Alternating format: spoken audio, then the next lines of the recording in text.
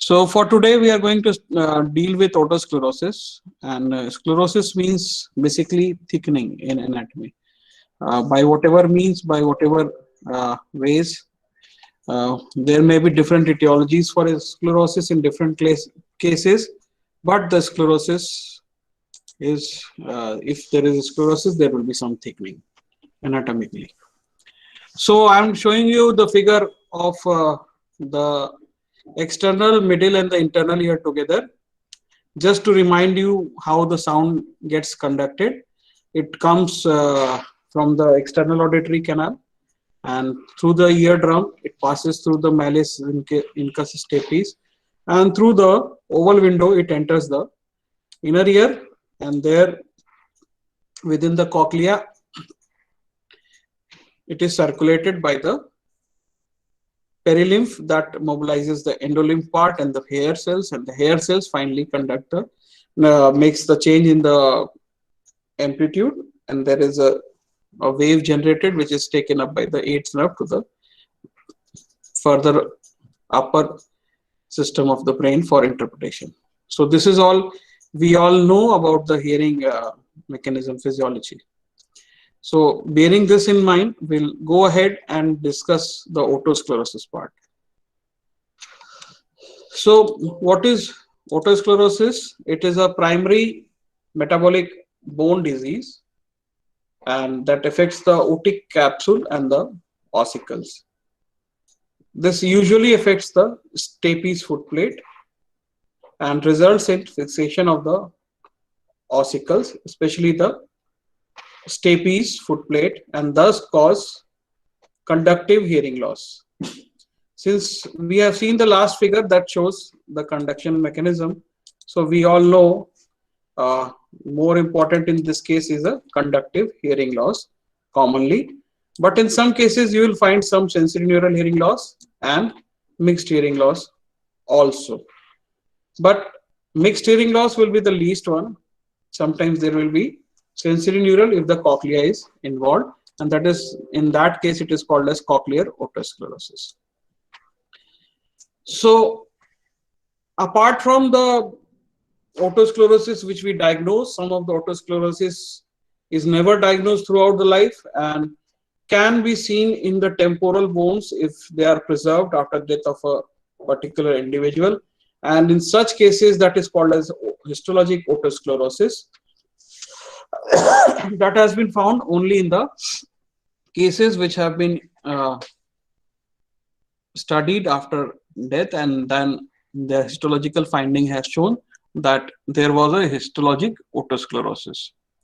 We don't do it here, but sometimes in future some of you will do this and will discover how much histological otosclerosis is there in India. Clinical sclerosis is in a ratio which is more common to female in the rest of the part of the world, but in India most commonly males come to the OPD. The ratio 2:1 gets reverses to 1:2 in India, but I believe that if a possible study is done with a proper prevalence rate, India will also have the same incidence of occurrence as the world, because here females usually do not visit OPDs for hearing losses. They come usually very late, or they try to hide this figure because of the social circumstances we all know. So there is high prevalence of this disease in the age group of 10 to 45, and there is progression of this disease common in a condition which is more stressful after a very stressful period like operative procedure or pregnancy. There is a possible progression of the disease, and patients usually present at those period of time. It is an autosomal dominant disease. If present, it will be expressed. It means hereditary in 70%. Then again, 1% of the Caucasians with symptoms present with these disease. Some call it autoimmune disease. Some researchers have found that some viral genome has been found, and that causes the progression of otosclerotic foci in the middle ear. and thus the otosclerosis develops. But everyone has a different say in this. Van der Hoof syndrome is the one in which we have osteogenesis imperfecta, otosclerosis, and the third one, blue sclera. It is a syndrome which is usually seen. So possible etiology has been discussed here in connection with the measles virus, but only few believe in this, and most of them believe in the genetic theory. Whatever comes, will later on know how it happens. All these lead to sclerosis of the stapes foot plate. So there are two phases, the active and the mature phase. In active phase, there is active resorption of bone and the dilatation of the vessels around the active site, which can be sometimes seen even through the tympanic membrane on a clinical examination. And then that reddish hue is visible, and that is visible only in up to 10% of the cases. And in rest of them, the membrane may be thick or it may not be visible. In a mature phase, there is a new bone formation, and that can even be appreciated on CT scan also. So most common sites involved, this is one of your questions which usually come in exams for the post-graduation, which is the most common site, that is the fistula and fenestrum, that is 90% cases, followed by the round window, the cochlear labyrinth, the stapes foot plate, and posterior side of the oval window. These are the common sites in this order, which is seen of otosclerosis. I will again repeat it: the fistula and fenestrum, round window, cochlear labyrinth, the stapes foot plate, and the posterior of the oval window. Another classification says that if there is involvement of cochlea, it can be called as cochlear otosclerosis, ossicular sclerosis if it involves the stapes foot plate only, and sometimes both may be involved. So that is why in cochlear one we have a sensorineural hearing loss also. We'll see it further. So these are different classification as per site of the otosclerosis. In the histological figure, you can see otosclerotic bone being formed in the fistula and fenestrum site. This one showing the anterior foot plate involvement. This is the anterior stapes foot plate involvement, that is anterior otosclerosis. Then the annular one involving the annular ligament. Sometimes both sites are involved. Sometimes the round window, which we have already discussed. And biscuit foot plate is the one in which whole of the stapes is getting involved in the process of otosclerosis. Commonly, it will be a conductive hearing loss, but sometimes there will be sensorineural hearing loss also. So the cochlear otosclerosis has a pure sensorineural hearing impairment without any conductive component, and this incidence is quite low. Okay, this can usually be seen only in the cases of histologic one, which we usually see after the death of the patient. If the temporal bone is studied, we find the histologic cases. Okay. So in this, you can see the cochlear variant, the helionization of the spiral ligament or erosion of the inner ear. These histologic findings you can note in a cochlear variant of the otosclerosis. Fine. How to diagnose a case of otosclerosis? A male or female presenting to you in age group of 10 to 40 with a progressive hearing loss that is conductive on your pure tone audiometry, usually bilateral, sometimes associated with tinnitus, is what is the clinical feature of a otosclerotic patient. In this, if you do a pure tone audiometry, you will find a Carhart notch in up to 40 to 50% of patients, that is dip in the bone conduction during a pure tone audiometry around 2000 hertz commonly, but it can happen at any of the frequencies from 1000 to 4000. And that dip will not be sudden, it will be a gradual one. There is one phenomena seen in this disease, that is paracrisis Wilsi, in which a patient of otosclerosis hears well in a noisy surroundings, because the person who is speaking in a noisy surrounding speaks really louder than the normal environment. Sometimes there will be a family history or history of ear infections. So on pneumatic otoscopy, we can see a membrane sometimes not mobile properly on increasing the pressure of the otoscope. But on otomicroscopy, we can rule out some of the middle ear effusions, tympanosclerosis, tympanic membrane perforations, or cholesteatoma as a differential diagnosis. So the reddish hue, which I was discussing, in an active case of otosclerosis, in the initial phase of otosclerosis, which is visible through the membrane on otoscopy in up to 10% of cases, is called as Schwartz sign. It is one of the signs which is commonly asked in your examinations. So of tuning fork test or Weber's test, Rennie's test, absolute bone conduction test, these are all tuning fork tests which need to be done, and in that you will find commonly a conductive hearing loss. Then you classify the differential diagnosis. It can be a ossicular discontinuity type, congenital stapes fixation, malleus head fixation. It can be as a part of the Paget's disease, osteogenesis imperfecta, or a adhesive otitis media, which can present with these phases, these presentations. Then you have to differentiate these. You have to go for an impedance audiometry. In that impedance audiometry, there will be different findings. We have already discussed these findings of tympanometry, how we do the tympanometry, what are the findings, and in what finding you will have which kind of disease.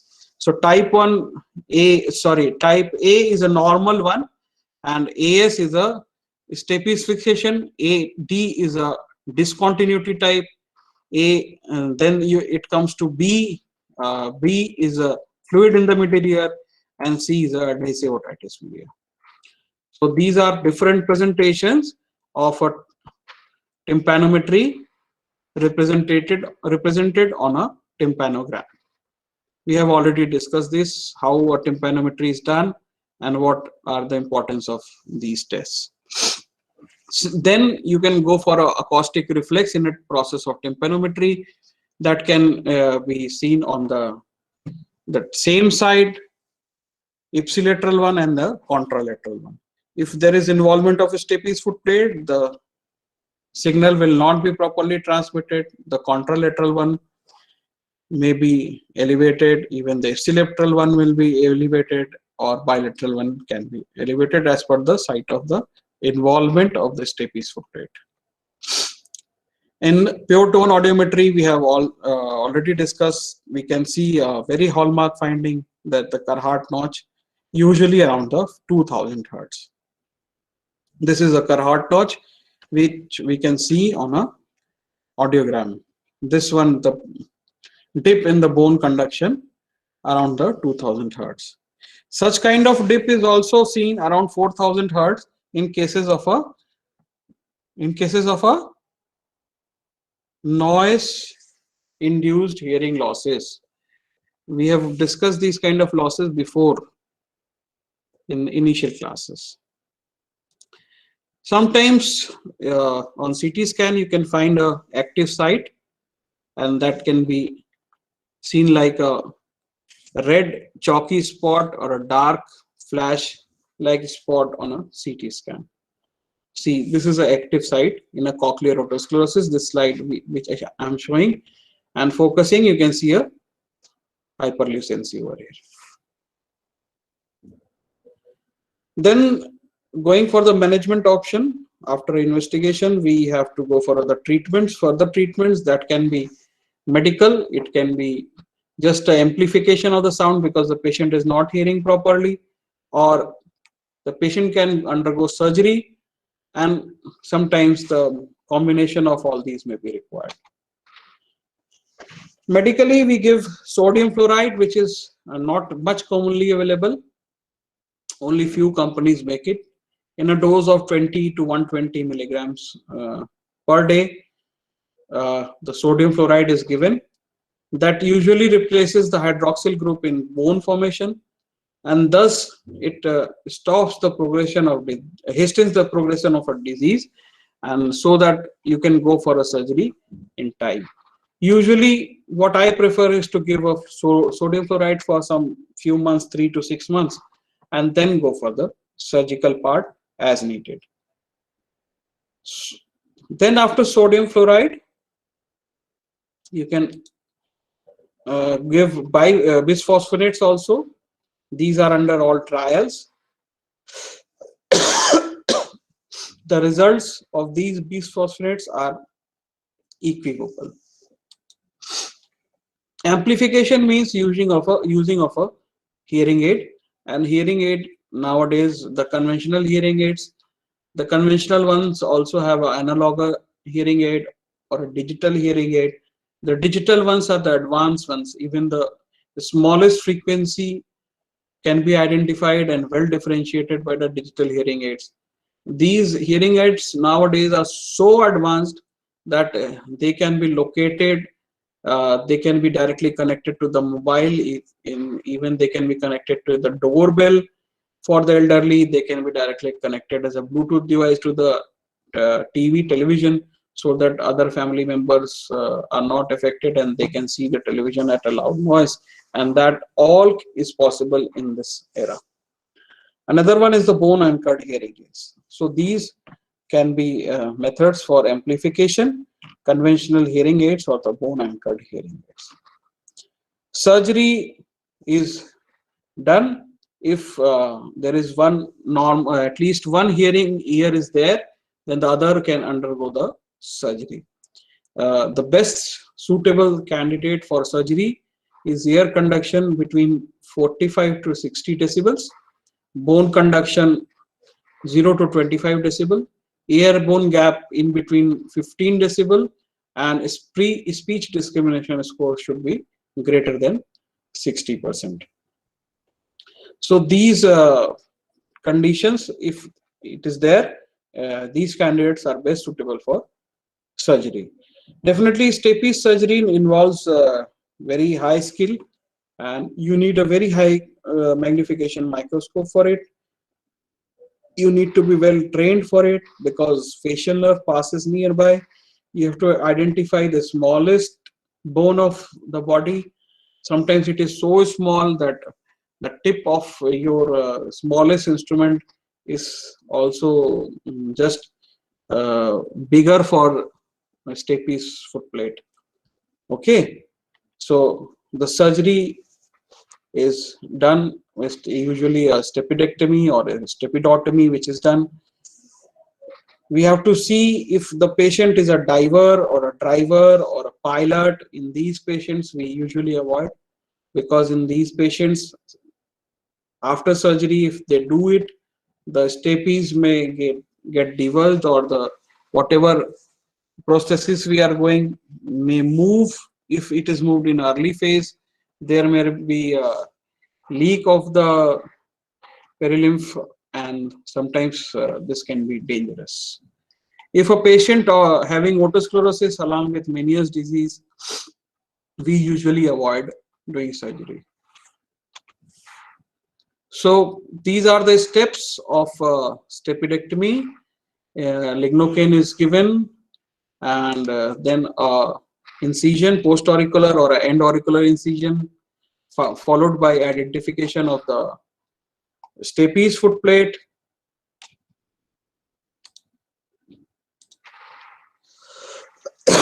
You can see the facial nerve running along. You can see the chorda tympani nearby, and then you have to identify the stapes foot plate.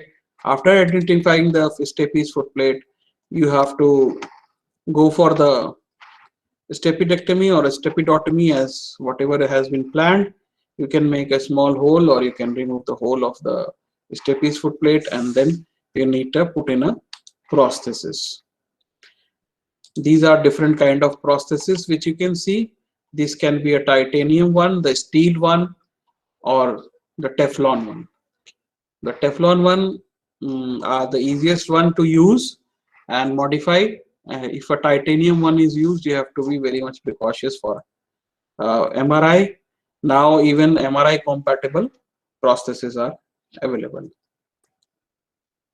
So these prostheses, it is put in between the incus and the stapes foot plate, and that finally, if it moves, it causes movement of the inner ear fluids, and you can see note the voice whatever is coming. Okay, these are different steps which we are showing you. Laser can also be used for fenestration purposes. The drill can be used for that. A simple perforator can be used for that, for a stapedectomy. These are different methods of doing it. So you can see the steps.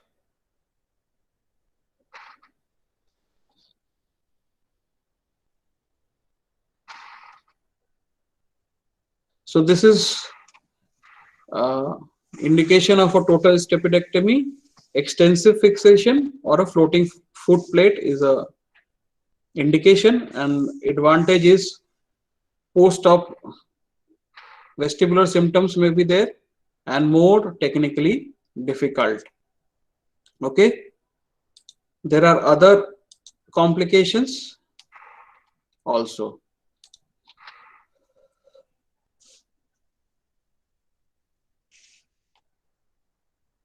We usually prefer stapedotomy. That means making a hole. Fine.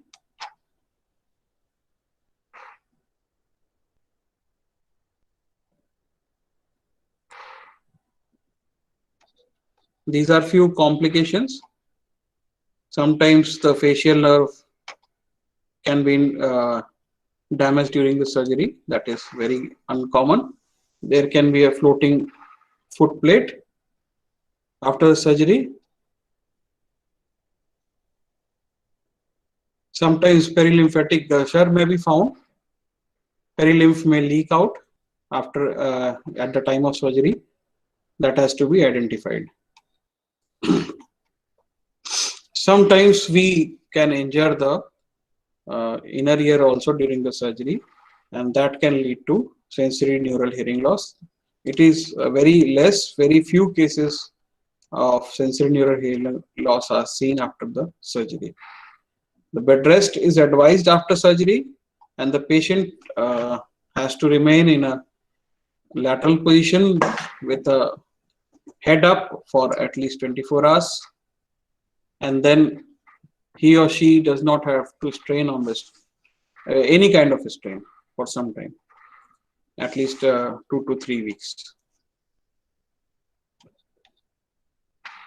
Few patients complain of vertigo because there may be some leak of the fluid, or sometimes there may be some other complications associated with it if we do some mistake during the surgery.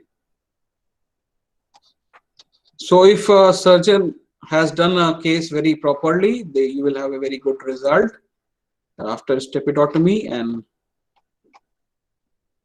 you can make a person hear who was not able to hear properly after some incidents in life. So that is what is the importance of this particular chapter: otosclerosis, stapedotomy, the treatment part, the anatomical classifications of it, the types of otosclerosis, the treatment, the medical part, the surgical part, the amplification part. If someone asks you in examination, you can go for all this. Paracensis villi sometimes comes as a separate question. Sometimes the tympanometric finding, and even the Carhart notch can sometimes be a question in itself. So Now you can buy land in J&K if you want. The pink part you can see that you can go for the Kashmir part and the Jammu part. Still a lot of it is still left, the Aksai Chin part and the Gilgit and Baltistan part. So we need to buy, if you need to buy these also, you have to be more courageous and take some time. Thank you.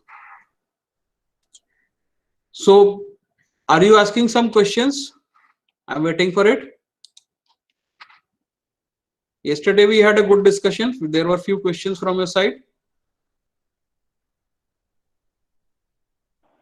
Sir, what do you prefer in a contraindication of surgery? Yes. Sir, in contraindication of surgery, what do you prefer, sir? You are asking about the contraindications of the surgery. Sir, if there is contraindication, what do you prefer to do the patient? Achha, if there is a contraindication to surgery, you can give the medical management first to hasten the process of maturation, and then you have to go for the amplification of the sound. You have to go for a hearing aid, usually a digital one nowadays, which I advise.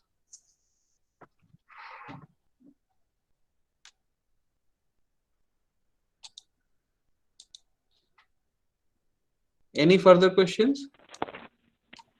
Sir, even if we have to do only hearing aid and not surgery, then sir, why do we need to hasten the process of fixation?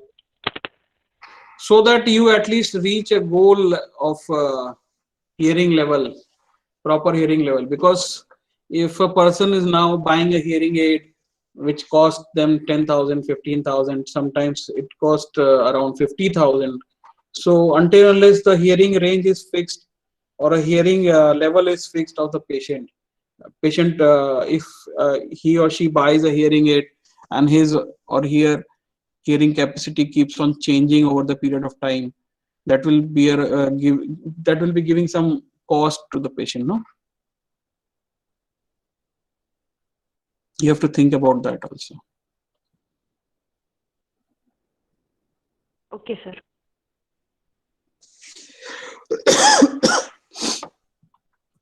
We are expecting the we are seeing that there is recurrence of the newer cases are being diagnosed of COVID-19 in Delhi. So be precautious and take all the precautions as needed and save yourself and your family members. This is my advice. Let's watch it over for next 15 to 20 days. And if the second peak doesn't come, it will be a happy thing to happen. And if it happens, then there is a question mark. Any questions? This was what I wanted to speak.